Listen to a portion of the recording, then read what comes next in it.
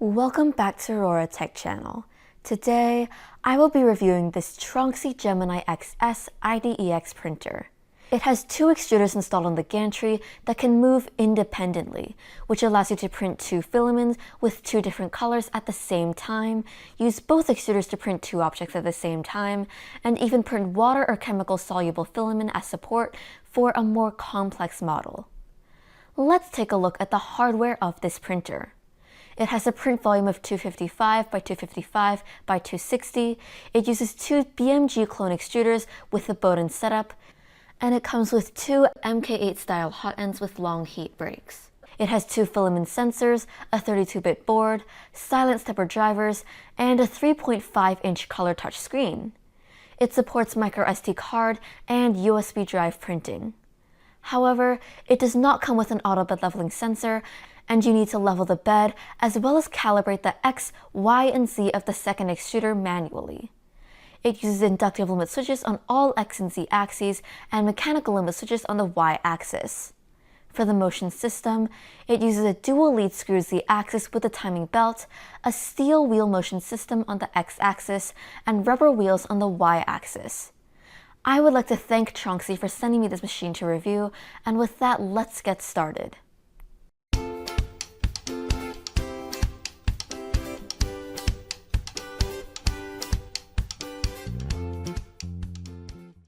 We have the base, a textured PEI spring steel print surface, the gantry with both extruders pre-installed, two rolls of sample filament and two filament holders, the user manual, and some tools. The assembly of this IDEX printer is no different from a standard Cartesian printer. Just put the gantry on top of the base and secure it with 4 screws on each side. Mount both filament holders and make sure to move them as close to the top as possible. Insert the tension adjusting spring-loaded thumb screws on both extruders. Connect the ribbon cable from the base to the gantry. Then, install the Z-limit switch at the back left of the gantry. Try to move it as close to the bottom as possible, which is the ideal position where both nozzles touch the print bed and the limit switch is triggered. Finally, check the power supply voltage and we can now turn on the machine. Let's start by manually leveling all 4 corners. Then, we will home the printer and set the height of the E2 print head so that it's the same as the E1 print head. As the thumb screw is not spring-loaded, you may still need to press the print head down and tighten these 2 screws to secure it. Next, we will calibrate the X and Y of both print heads. Go to System, Mode, E Offset, and let's start with X. Press the test button and the printer will print 2 squares. We want to move the E2 to the left. Use the paper ruler that came with the printer to measure, and it's around 6 millimeters, so I will use the minus arrow, set it to -6 millimeters, and reprint it. I did it 3 times and finally set it to -6.4 millimeters, and it looks fine to me. Do the same for the Y. Change it to Y and press test to print the pattern. The Y looks much closer, so I will try 1 millimeter and reprint it again. I finally set it to -0.7 millimeters, and both the X and Y axis are calibrated. Let's do our first print. I will just print something from the SD card, which is the XYZ Cube, and I will print it using Voxel PLA Pro. It seems the Z offset is a bit too low, so I will use the screen menu to move it up a little bit.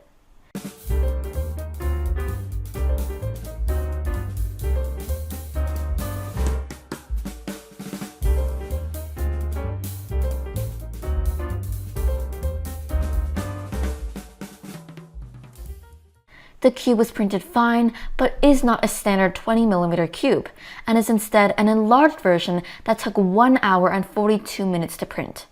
It looks fine, but an enlarged cube can generally hide a lot of issues, like cooling and the other details we use to judge a print.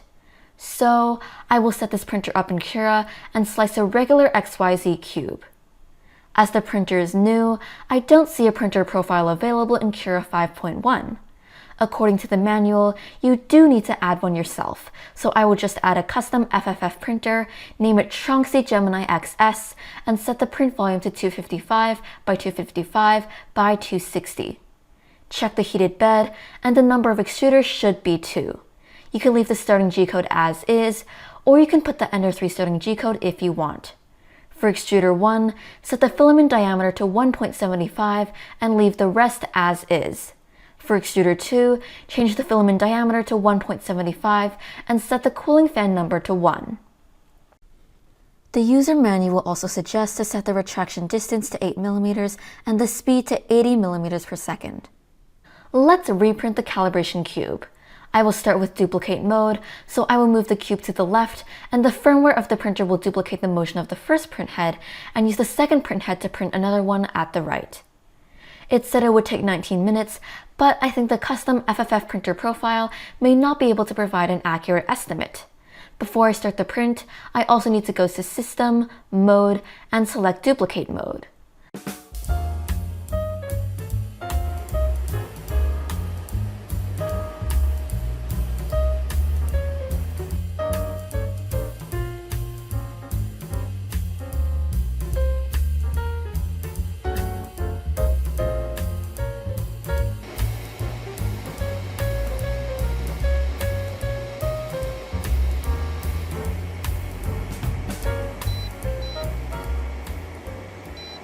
Surprisingly, it finished the print in 23 minutes, which is faster than the standard 3D printer like the Ender 3, which has a 500mm square acceleration. However, the E1Z offset is a bit too high, so the corner warped a little. Besides that, the cooling of both cubes is not the best, and there are some cooling issues at the same area on the X surface. The Y surface looks better, so I'm going to print another 3D Benchy to see how the cooling is. This time, I will rotate the Benchy 180 degrees and let the side that needs cooling face the part cooling fan. I will use mirror mode so the E2 Benchy can also face the cooling fan.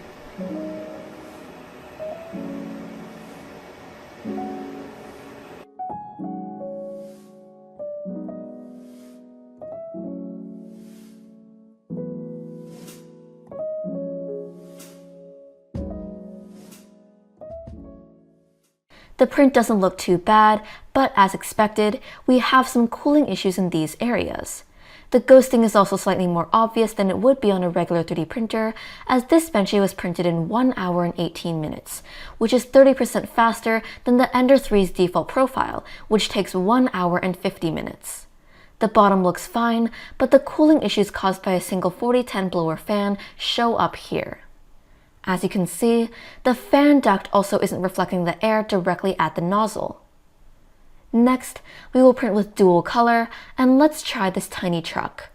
I will set the first part of the truck to print with the E1 extruder and the second part to be printed with E2, and then select Merge Models.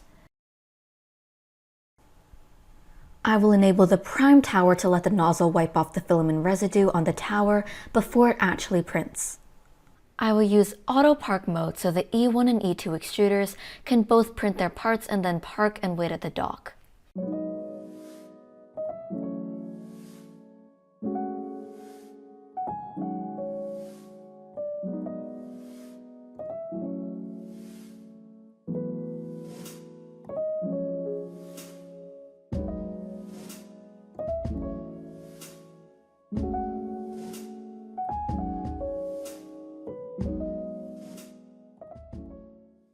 There is some stringing between the prime tower and the model, but they are very easy to clean up. I can just brush them away, and this tiny truck looks really nice. And the container can also move freely. The only imperfect area is the bottom, but it doesn't seem like that big of a deal. Then, I will print a dual color rocket with Eryone metallic PLA and gray PLA. I will assign the part to each extruder and merge them, resize it to 260mm, and I will also move it down 5mm below the print bed as I want a flatter bottom, so the actual height of this print will be 255mm. This 11 hour and 20 print time estimate probably isn't the actual print time, and based on my previous prints, the actual time should be 25 to 30% more than the estimate.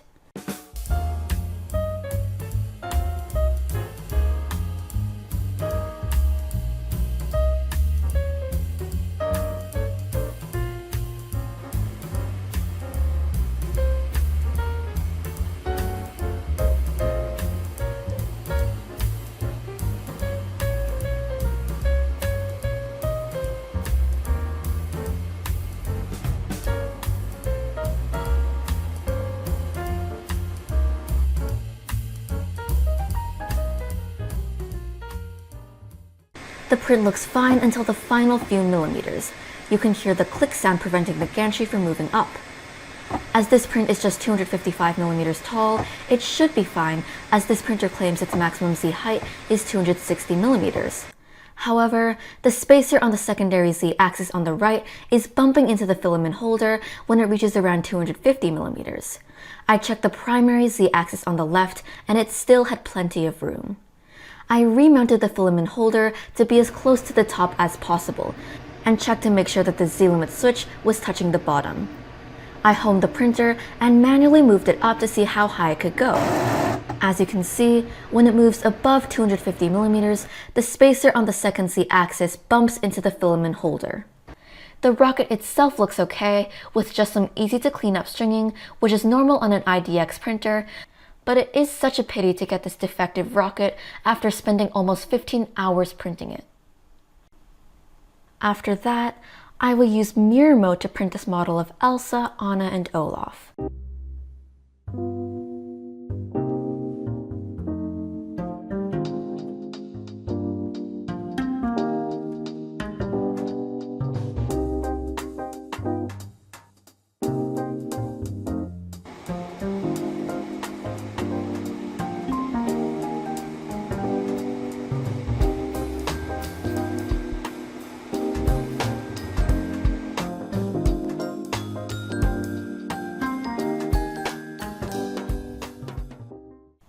This print looks awesome. However, the Voxel PLA Pro strings a little bit more than the Eryone PLA, and the cooling issue is also more obvious with the Voxel PLA Pro, as I assume this filament needs more cooling. The chin areas do look nicer with Eryone PLA. The layers are not perfect on either print, but at least in my experience with these two filament brands, Voxel PLA Pro is better for functional parts as it's stiffer, and Eryone PLA is better for more detailed models. This print took 10 hours and 4 minutes to finish. Following that, I will try printing with some PETG.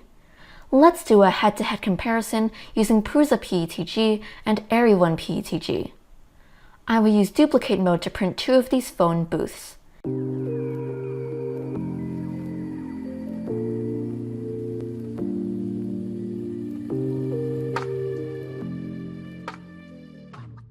The result is pretty good, and I can't see any major problems on both prints. They look good on all surfaces, except for some minor flaws on the back that appear on both models.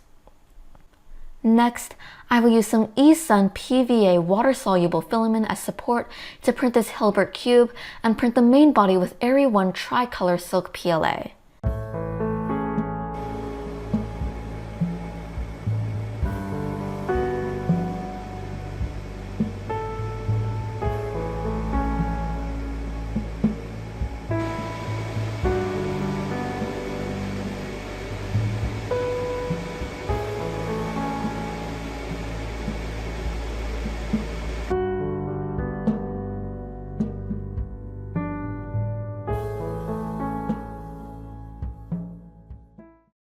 There is quite a lot of stringing printed by the PVA support filament, but they are actually very easy to peel off. I will soak the model in warm water for 30 minutes. I have never printed this model before, and it looks really cool. I can't imagine how I would be able to remove the support inside if I printed it with regular PLA filament. Then, I will print this dragon. I printed this before with regular PLA, and the support is extremely difficult to remove, especially inside the dragon's mouth. I added a support blocker, as I just need support at the head and the tail. I will use Eryone ABS to print this dragon and use HIPS filament as support. The nozzle temperature will be 250 and the bed temperature will be 110, as the HIPS in the E2 printhead requires a higher temperature to stick well. Turn off cooling, enable support, and use the second extruder to print support filament. Set the nozzle temperature to 225 degrees Celsius to print HIPS, as I clogged the nozzle a few times when using a higher temperature. I also want to move the prime tower a bit closer to the model to avoid stringing. Okay, it looks good, and we can start the print.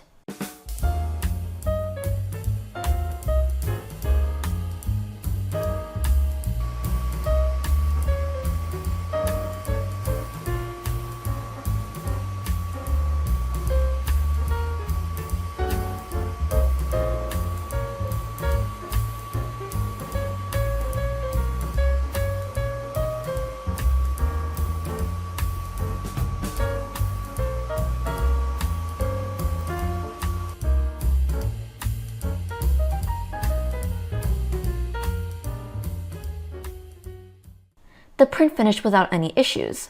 I will peel off as much of the support material that I can, or it will take days to dissolve all of it. I ended up just leaving the HIPS filament that is actually touching the model and soaked it in a container filled with D'limonene. I soaked it overnight and then washed it with warm soap water. The dragon looks great, and the chin and the area inside the mouth look perfect. It's much better compared to the one printed with PLA that used the same PLA as support material on a single print head printer. Finally, I will try some TPU on this Bowden setup. I've used Eryone TPU on every single printer, and whether it's a direct drive or Bowden setup, I just printed at 50 mm per second, and I don't usually run into any issues. Let's see how this IDEX Bowden setup holds up.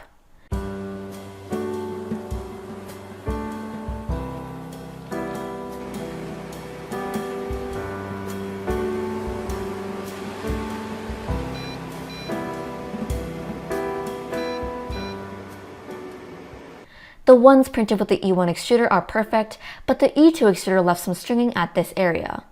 I would expect it to show up on both prints or not show up at all, but the stringing is still pretty easy to clean up, and both sets look great at both the top and bottom. Okay, after doing quite a lot of prints with different materials, let's talk about the pros and cons, starting with the pros. 1. The assembly is easy. The dual extruder gantry is pre-installed. All you need to do is put the gantry on the base and tighten a few screws, and then mount 2 filament holders and connect a few cables. The assembly process is even easier than many single extruder printers. 2. As it's an IDEX printer, the independent dual extruders have their own advantage. It can save filament, especially compared to a multiple filament system that requires purging a lot of filament to clear the previous color, and in some cases ends up wasting more filament than using it for your actual print. 3. The cable management is clean. It uses 2 sets of ribbon cables that are integrated with all heat cartridges, thermistors, filament sensors, and fan cables. 4. The calibration of this printer is all done manually. You need to calibrate the E1 and E2 extruders on the X, Y, and Z axis, and it takes some time, but the process is quite straightforward. I can basically make it perfect on the X and Y axis and have it within an acceptable range for the Z axis in just 20 minutes. 5. The steel wheel motion system on the X axis works great. In my opinion, this is the best part about Tronxy. However, the Y-axis is still using rubber wheels, just like many other 3D printers. 6. It supports a microSD card and USB drive, and they can be used at the same time. This is much better than other motherboards that require you to flash the firmware to switch from one to the other. 7. It was a good choice to use a textured PEI spring steel print surface as it's more forgiving. I can't get the Z height of both extruders to be at the exact same level, as manually adjusting the E2Z height doesn't make it easy to achieve the exact same height, but I will talk more about this in the cons section. I just let the E1 extruder print a little lower on the first layer, while the E2 printed at normal height, so E1 squeezed the filament down more, but on this textured PEI sheet, it was not that big of a deal. Now for the cons. 1. This printer claims that its maximum Z height is 260 mm, but the secondary Z axis on the right will hit the filament mount before it reaches 260. So the maximum Z height I can get from this printer is just 250. My limit switch is already installed at the lowest point, and the filament holder is also installed as high as possible. Tronxy should look into this problem by redesigning the secondary Z axis support plate or the filament holder. 2. Using a thumb screw to adjust the E2 extruder height is a good idea, and is much better than the printers that require to loosen 6 to 8 screws, remove the cover, and use a tool to adjust the height. However, the thumb screw is not spring-loaded. I had to push the hot end down manually and tighten the screws at the same time to secure it to make it as low as possible to match the E1 height. It kind of works, and it is definitely not perfect, but the first layer of both extruders are still within an acceptable range. I would suggest using a longer spring-loaded thumb screw for adjustment, which can provide more accurate results and costs almost nothing. 3. The Bowden setup. I can't see why an IDEX printer cannot be equipped with direct drives, and there are several disadvantages that come with the Bowden setup. It's harder to load filament, and it requires more retraction distance and a higher retraction speed to reduce stringing. Moreover, the two filament holders are extended to both sides to provide a better filament feeding angle, but this design also uses up more space. If this printer used direct drive extruders, the filament rolls can just be put on top of the printer, providing a smooth filament angle, keeping the machine's compact footprint, and providing more accurate retraction. 4. There are quite a bit of cooling issues.